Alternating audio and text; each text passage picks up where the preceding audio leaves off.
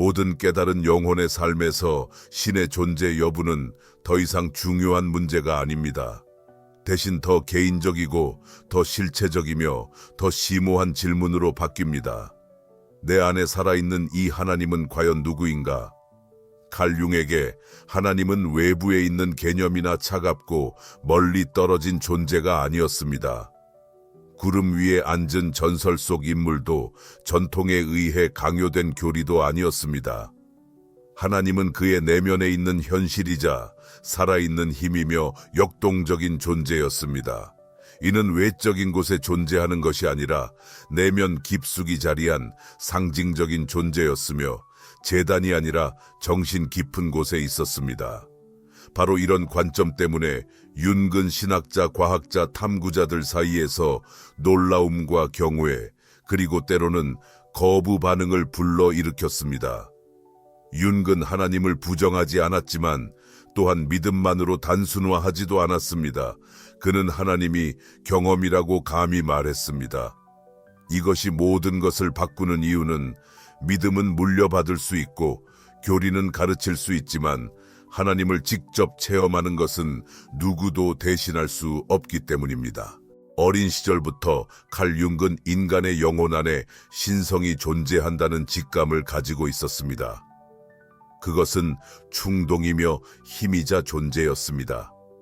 그는 인간이 단순한 이성적 답변으로는 만족하지 않는다는 것을 깨달았습니다. 영혼은 의미를 갈망하며 하나님에 대한 개념은 단순한 문화적 산물이 아니라 그의 말에 따르면 집단 무의식에 뿌리내린 근본 원형입니다. 이 원형은 종교 시간 장소와 무관하게 인간 정신의 구조에 새겨져 있습니다. 그렇다면 이것은 무엇을 뜻할까요? 하나님이 단순한 내면의 투영이나 심리적 창조물일 뿐이라는 것일까요? 융에게 있어서는 그렇지 않습니다. 하나님의 원형은 내면의 이미지로서 실제를 가리키지만 상징을 통해서만 접근할 수 있는 것입니다. 이는 마치 태양빛이 스테인드 글라스에 비치는 것과 같습니다. 스테인드 글라스 자체는 태양이 아니지만 그 존재를 전합니다. 그리고 이 지점에서 윤근 중요한 구분을 합니다.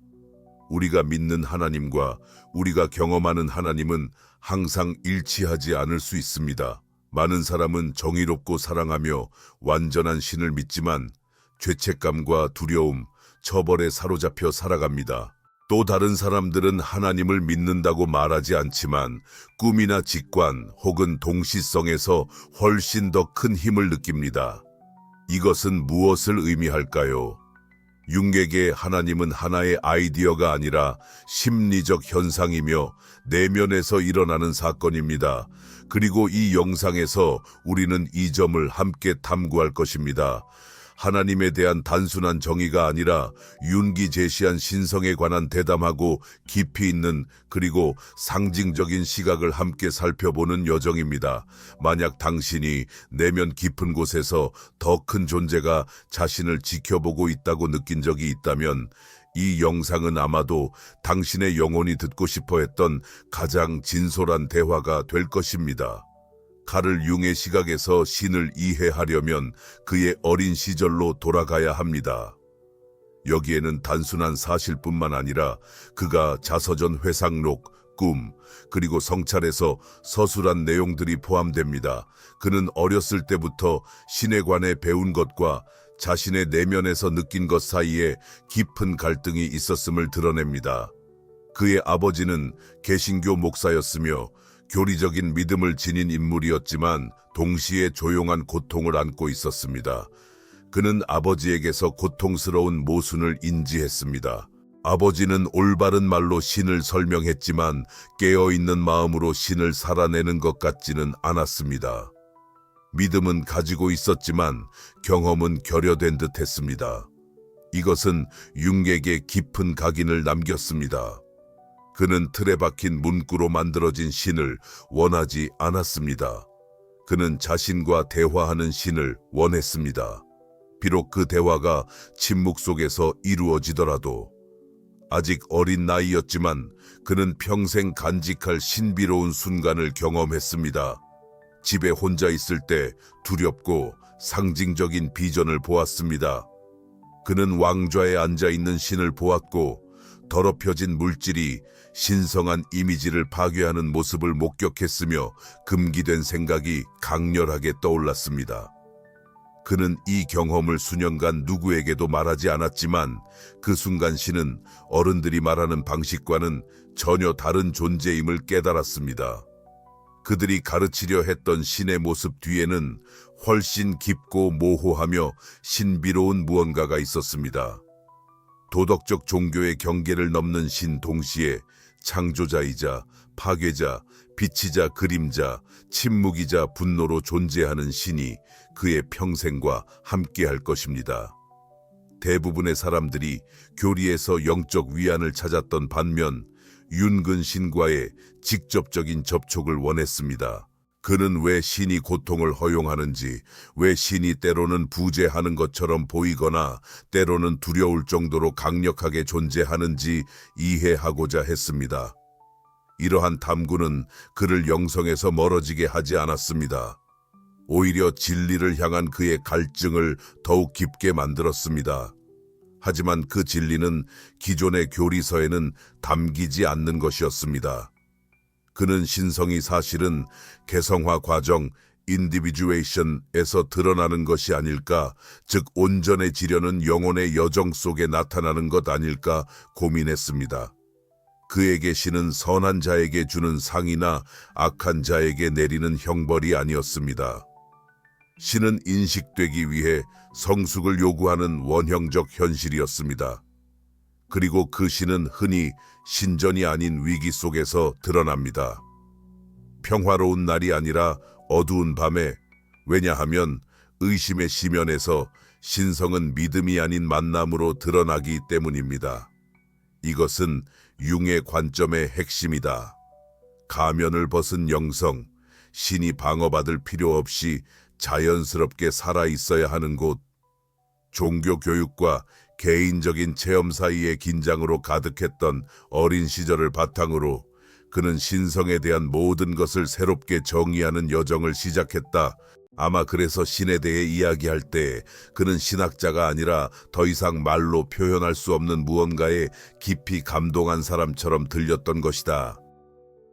김영준이 신은 집단 무의식의 원형이라고 주장했을 때 많은 사람들은 그를 신성을 심리학적으로만 설명하려 한다며 신을 인간 마음의 산물로 축소시키려 했다. 하지만 사실 그는 정반대였다. 윤근 신을 축소하려 했던 것이 아니라 신을 교리라는 감옥에서 해방시켜 영혼의 자리로 되돌려주고자 했다. 융의 언어에서 원형은 단순한 심리적 발명품이 아니다. 그것은 모든 영혼에 존재하는 생명력 넘치고 고대적이며 원시적이고 보편적인 형상이다. 원형은 정신의 근본 패턴으로서 문화 종교 시대를 초월해 자발적으로 나타나는 근원적 이미지이다. 집단 무의식 속 모든 원형 중에서도 신의 원형은 가장 강력하고 포괄적이며 신비롭다. 하지만 이것이 실제로 의미하는 바는 무엇일까? 신의 이미지는 인간 영혼에 새겨져 있다는 뜻일까? 종교를 접해본 적 없는 사람들조차도 신비를 느끼고 신성함을 직감하며 논리를 넘어선 더 큰 무언가를 인식할 수 있다는 것이다. 신의 원형은 꿈과 비전, 두려움과 희망, 무력감과 황홀함에서 드러난다. 그것은 부르고 두렵게 하며 끌어당기는 힘으로 누구도 오래도록 무시할 수 없다. 누군가는 신의 원형을 부정하는 것은 정신의 중요한 한 부분을 잘라내는 것과 같다고 말했다. 스스로 무신론자라 하는 사람들도 때로 죽음 극한의 아름다움, 야생 자연 깊은 사랑의 경험 앞에서 이 원형적 차원과 만난다. 그 순간은 자아가 굴복하고 더 큰 무언가가 드러나는 순간이다. 외부의 보복적이거나 보상적인 신이 아니라 영혼을 조직하는 원리이자 존재의 중심을 가리키는 무엇인가이다. 윤기 신을 원형으로 정의할 때 그는 그것이 단순히 내면의 이미지라고만 한 것이 아니다. 이 존재를 이해하기 위해 내면으로 들어가는 것이 오히려 더 현실적이라고 말한 것이다. 신성은 외부가 아니라 깊은 무의식 속에 존재한다. 영혼의 여정이 어떻게 변화하는지를 극적으로 바꾸는데 신은 더 이상 믿음의 대상이 아니라 들음의 과정이 됩니다. 신의 원형은 길들여질 수 없습니다. 그것은 모순적이며 애매하고 두렵고 숭고합니다. 빛과 어둠을 동시에 지니고 있으며 동시에 사랑과 공포를 불러일으킵니다. 그래서 융객의 신은 살아있는 심리적 현실이지 단순한 개념이 아닙니다. 마음이 그것을 부인해도 영혼 속에서 작용하는 힘입니다. 신의 원형이 드러나면 모든 것이 변합니다. 이전의 구조는 무너집니다.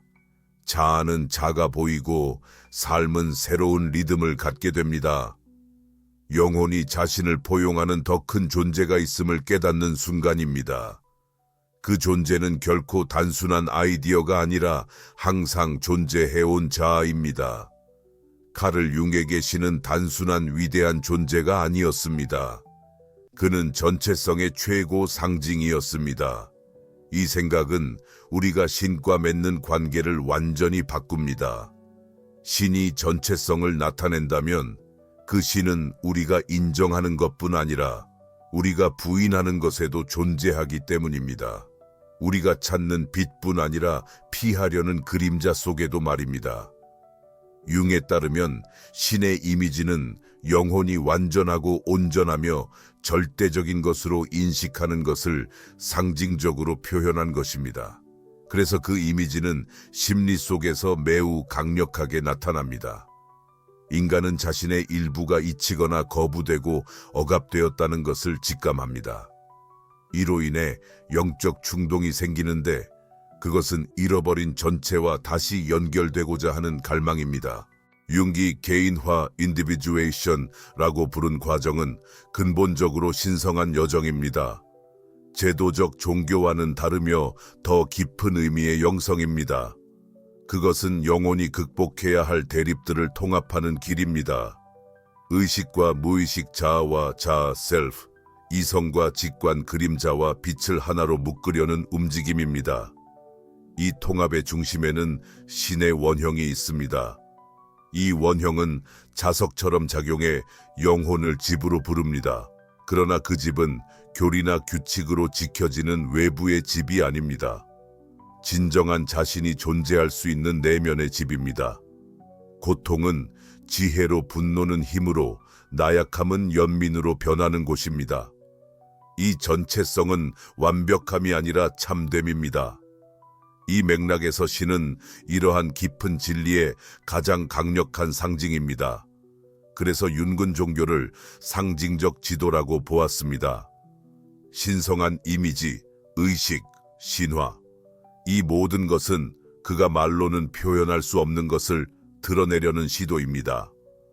그러나 이러한 이미지가 문자 그대로 해석되고 경직되며 도덕적으로 변할 때 그것들은 하나님을 가리키기보다는 오히려 그를 가리게 됩니다. 상징은 의식 속에 존재할 때에만 살아 있습니다. 그것은 감옥이 아니라 다리가 되어야 합니다.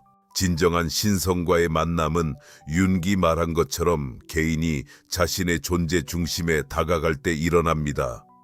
그 중심에는 외부의 신이 인정받기를 기다리는 것이 아니라 모든 것이 대립적으로 보였던 것을 하나로 묶는 무언가, 완전한 침묵과 존재, 그리고 설명을 초월한 신비가 자리합니다. 아마 그래서 윤근 신에 대해 이야기할 때 절대 확언하지 않았습니다. 그는 경외심을 담아 설명했으며 총체성에 가까워질수록 그럴수록 그것을 정의할 필요가 줄어든다는 것을 알았기 때문입니다. 칼 융의 가장 대담하고 혁명적인 견해 중 하나는 하나님을 믿는 것과 하나님을 경험하는 것을 구별한 점입니다. 그는 믿음을 정신적이고 사회적인 행위이며 종종 물려받는 것으로 보았습니다. 반면 경험은 내면에서 일어나는 지진과 같아서 그것은 자아를 무너뜨리고 혼돈에 빠뜨리며 여러분의 감정, 행동, 현실을 인식하는 방식을 근본적으로 변화시킵니다. 윤근 분명하게 말했습니다. 나는 하나님을 믿지 않는다. 나는 그분을 안다. 이 말은 많은 사람을 놀라게 했지만 그가 의도한 것은 교리적 주장이 아니라 경험의 고백이었습니다. 그에게 신은 가설이나 추상적 믿음이 아니라 내면에서 외부로 강하게 작용하는 현실 그 자체였습니다. 그것은 원형적인 힘으로 드러나는 신비롭고 의심할 여지 없는 존재로 꿈, 상징, 직관, 그리고 동시성 속에서 나타납니다. 이 점에서 윤근 많은 전통 종교의 길과 다르게 나아갔습니다. 왜냐하면 대부분의 종교들이 믿음 수용해야 할 것들, 주장하고 반복해야 할 것들 주변에 조직되기 때문입니다. 그러나 그에 따르면 영혼은 믿음이 아니라 경험에 의해 변화합니다. 믿음은 위안을 줄 수 있지만 경험은 모든 것을 바꿉니다. 경험은 타인이나 교리에 의존하지 않습니다. 경험은 흔적을 남기고 문을 열며 회복하고 때로는 파괴합니다. 사랑의 신을 믿지만 두려움 속에 사는 경우가 흔하고 정의로운 신을 믿지만 끊임없이 죄책감을 느끼며 용서하는 신을 믿으면서도 자신을 용서하지 못하는 경우들이 있습니다. 윤객의 이는 마음과 정신 사이의 깊은 간극을 보여줍니다. 왜냐하면 정신 속에서 신은 감정의 진실을 통해 드러나기 때문입니다. 만약 당신 안에 있는 신이 처벌자이고 냉정하며 요구가 많은 존재라면 비록 말로는 부정하더라도 당신은 그 신과 진정으로 연결되어 있는 것입니다. 그래서 그는 이렇게 강조했습니다. 당신이 믿는 것을 말하지 마라. 당신이 느끼는 것을 관찰하라. 당신 안의 신의 진정한 이미지는 당신이 반복하는 것에 있지 않고 당신의 영혼이 지니고 있는 것에 있다.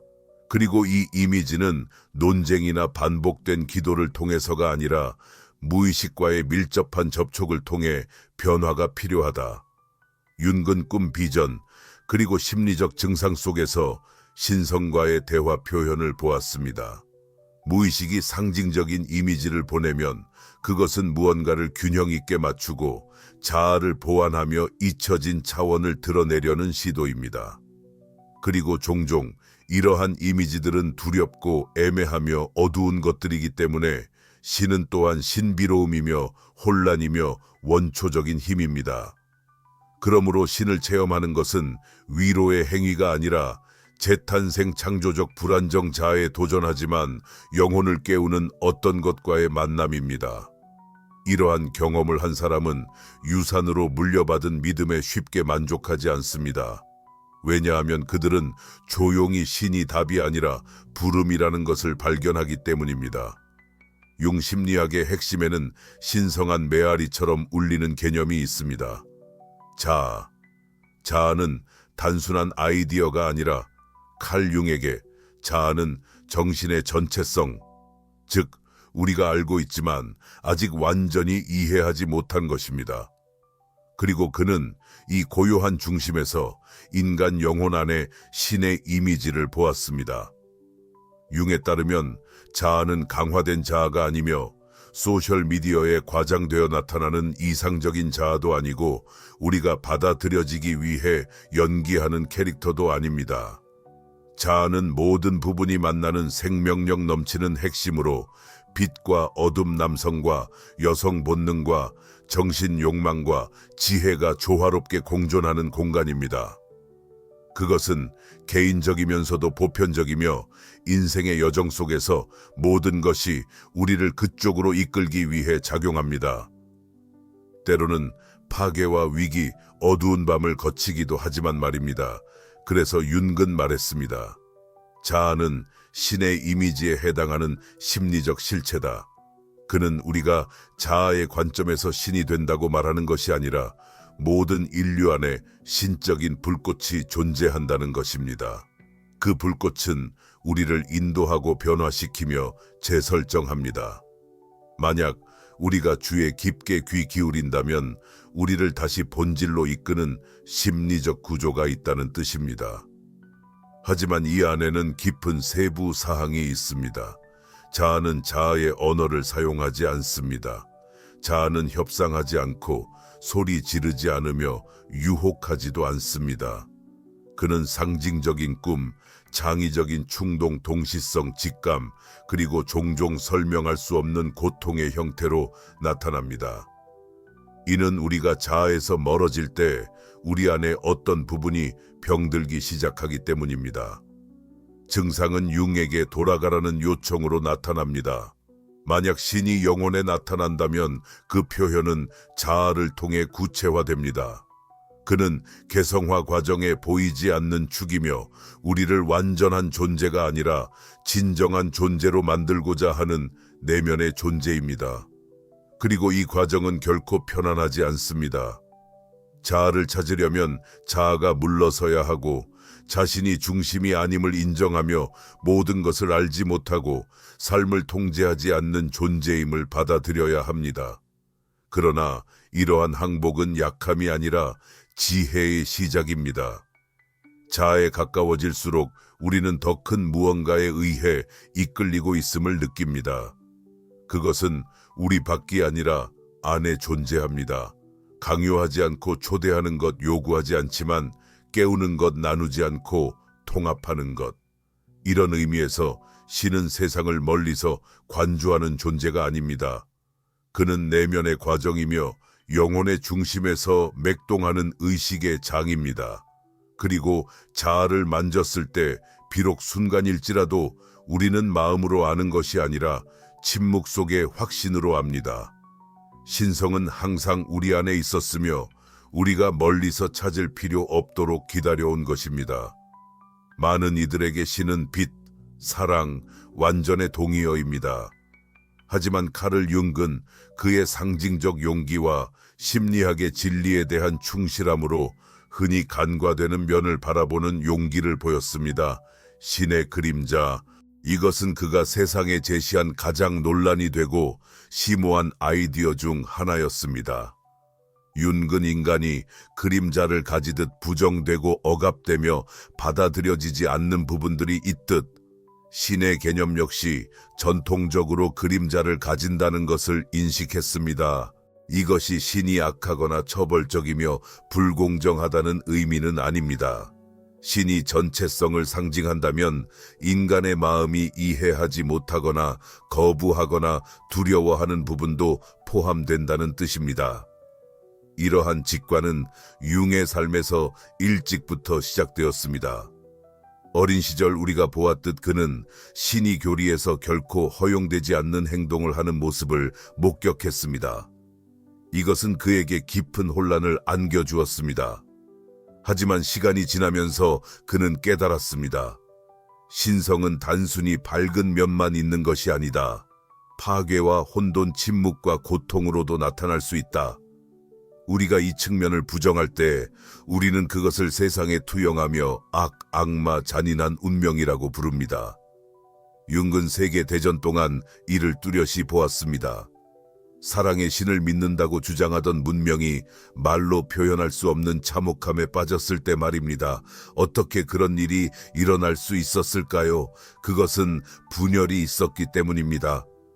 공식 종교에서 부정된 신성의 그림자가 인간 본능 속에서 통제되지 않은 채 파괴적인 방식으로 나타난 것입니다. 이것은 신이 악해서가 아니라 집단 무의식이 불균형 상태에 있었기 때문입니다. 융에게 악은 선의 반대이거나 외부에 존재하는 개념이 아닙니다. 그것은 현실의 전체 구조에 포함되어 있으며 인식되고 이해되며 통합되어야 할 부분입니다. 부정된 악은 그림자가 되어 활성화되며 이 그림자는 개인과 사회, 심지어 영적 체계까지도 지배할 수 있습니다. 따라서 융에게 진정한 영적 작업이란 단지 빛만을 추구하는 것이 아니라 지혜롭게 그림자를 포용하는 것입니다. 그는 인간이 자신 안에 존재하는 악의 잠재성을 의식적으로 알아야 한다고 말했습니다. 그것에 굴복하는 것이 아니라 그것에 의해 통제당하지 않기 위해서입니다. 신에 대한 이미지도 마찬가지입니다. 신을 오직 완벽함의 존재로만 여길 때 도달할 수 없는 이상이 만들어지며 그 이상에 맞지 않는 모든 것은 무의식 속으로 밀려납니다. 그곳에서 그것들은 발효되고 왜곡되며 상처를 입습니다. 그러나 신성이 혼돈과 상실, 의심, 고통 속에서도 존재한다는 사실을 인식할 때 무언가가 달라집니다. 믿음은 성숙해지고 영성은 진실이 되며 신은 외부의 심판자가 아닌 내면의 과정이 되어 각 그림자가 빛과 함께할 수 있도록 초대받습니다. 왜냐하면 궁극적으로 윤기 말하길 인간은 빛의 형상을 상상해 비추어지는 존재가 아니라 어둠을 의식적으로 인식함으로써 비추어지는 존재이기 때문입니다. 그리고 이 원리는 우리 안에 있는 신에게도 적용됩니다. 삶에는 모든 것이 무너지는 순간들이 있습니다. 관계가 끊어지고 건강이 쇠약해지며 꿈이 시들고 의미가 사라지는 때 말입니다. 바로 그런 순간에 바닥도 없고 답도 없으며 보장도 없는 상황임에도 많은 사람들이 지금 하나님은 어디에 계십니까? 라고 묻습니다. 칼 융은 바로 이러한 극한 경험 속에서 영혼이 신성에 더욱 가까워진다고 믿었습니다. 그 이유는 신이 고통을 만들어내기 때문이 아니라 공허 속에서 경청이 더 선명해지기 때문입니다. 자아가 무엇을 해야 할지 모를 때, 이성적 사고가 설명할 수 없을 때, 배워온 믿음이 흔들릴 때 그보다 더 큰 무언가가 떠오르기 시작합니다. 윤근 진정한 신성의 경험이 영광스러운 순간보다는 오히려 고난의 순간에 더 자주 일어난다고 관찰했습니다. 그녀는 정체성의 위기, 애도, 그리고 극도의 의심 속에서 사막의 모습을 드러낸다. 고통의 영역에서 자아가 상처받고 무의식이 열리는 곳이다. 그리고 그 상징적인 공간에서 통제와 확신이 사라진 가운데 셀카가 속삭이기 시작하고 신의 원형이 침묵, 불, 비전, 그리고 재탄생으로 나타난다. 그는 말했다. 신은 인간이 견딜 수 있는 한계에 도달했을 때 나타난다. 신성함은 고통 자체에 있는 것이 아니라 고통이 거짓을 무너뜨리기 때문이다. 그리고 그 이후에 남는 것은 본질적이다. 이러한 순간들은 포털이다. 그곳에서는 신에 대해 이야기하지 않는다. 신이 외치고 있다. 이론화하지 않는다. 느끼고 있다. 빛을 더 이상 찾지 않는다. 의미를 갈망한다. 만약 내면에 경청이 있다면 근본적인 무언가가 일어난다. 당신은 그 공허가 실제로는 공허가 아님을 깨닫는다. 그것은 새로운 의식, 새로운 존재, 어린 시절의 신이 아니라 지금 당신 안에서 바라보고 있는 신으로 가득 차 있다. 융은 결코 고통을 이상화하지 않았다. 그는 고통이 파괴할 수 있다는 것을 알았지만 동시에 그것이 드러낼 수 있는 것, 즉 영혼이 깨어나는 순간을 알았다. 모든 것이 잃어버린 것처럼 보일 때 자아는 마침내 침묵한다. 그리고 그 침묵 속에서 답이 찾아온다. 마법 같은 해결책이 아니라 내면의 변형으로. 이 순간의 신은 기적으로 나타나지 않는다. 그는 존재로 나타나고 갑작스러운 직관과 깊은 수용, 갑자기 기도가 되는 눈물로 나타난다. 바로 이 순간에 신성한 것은 신념이 아니라 몸, 호흡, 확장된 시간 속에서 느껴지는 확신이다. 그리고 비록 모든 것을 이해하지 못하더라도 당신은 직관적으로 알게 된다. 끝처럼 보였던 것이 사실은 새로운 시작임을. 포털을 통과하고 그 너머에서 더 성숙하고 더 겸손하며 더 깨어난 자신의 새로운 모습이 항상 그곳에 있었던 신과 만난다. 칼을 융에게 있어서 진정한 영성이란 교리에 복종하는 것이 아니라 내면을 들여다보는 용기에서 비롯된다. 그는 종교를 깊이 존중했지만 그것을 맹목적으로 따르는 믿음의 체계로 보지 않았다. 그는 그것을 본질적으로 눈에 보이지 않는 의미를 찾는 영혼을 표현하려는 인간의 상징적 시도로 보았다. 그래서 평생 동안 종교와 심리는 적이 아니라 동반자가 되어야 한다고 주장했다. 종교는 이미지로 이야기하고 심리학은 과정으로 이야기한다고 그는 말하곤 했다. 하나는 신비를 가리키고 다른 하나는 그것을 통합하려고 한다. 그리고 인간의 영혼은 두 가지가 필요하다. 매혹과 구조 상징과 길. 윤근 믿음을 파괴하고 싶지 않았고 오히려 그것을 심화시키고 싶었다. 맹목적인 순종의 영역에서 영성을 끌어내어 체험의 영역으로 가져가고자 했다. 그의 생각에 의식 없이 공식을 암송하는 사람은 하나님과 멀리 떨어져 있다. 하지만 자신의 그림자에 잠수하고 갈등을 인식하며 꿈에 귀 기울이고 자아를 향해 나아가는 사람은 실제로 신성과 만나는 것이다. 그는 종교적 상징은 내적으로 인식될 때만 힘을 가진다고 말했다. 예를 들어 십자가는 단지 외적인 이미지로서의 가치만 있는 것이 아니다. 그것의 진정한 힘은 심리 속에서 그것이 뜻하는 바에 있다. 재탄생을 초래하는 고통, 대립 사이의 중재 자아의 희생 자아의 재탄생, 이 이미지를 내면에서 경험할 때 그것은 생명력을 얻는다. 외부에서 단순히 반복될 때 그 열정은 사라진다. 윤근 또한 편안함 지위 혹은 즉각적인 답변을 추구하는 비상적인 영성의 위험성에 대해 경고했다. 그에게 진정한 종교성은 영혼의 광야를 지나고 하나님과의 침묵을 마주하며 역설을 통합하는 것을 요구한다. 그것은 직선이 아니라 때로는 상승하는 나선이고 때로는 하강하는 나선이지만 항상 변화를 불러온다. 그는 인간이 두려움 없이 하나님을 바라보고 존경심으로 자신을 바라볼 수 있는 영성을 꿈꿨다. 신성은 어떤 기관의 소유물이 아니라 각자 개인적이고 친밀하며 이전할 수 없는 경험이다. 그리고 각 영혼이 자신의 리듬에 맞춰 하나님이 무의식 속에 사는 생생한 이미지를 발견할 수 있는 장소를 꿈꿨다. 아마 그래서 그는 심리학자임에도 많은 이들에게 신비주의자로 보였다. 그는 종교에 대해 가르치듯 이야기하지 않고 직접 체험한 사람처럼 이야기했다. 그의 심리학은 근본적으로 하늘로 가는 다리가 아니라 하나의 중심으로 가는 다리였다.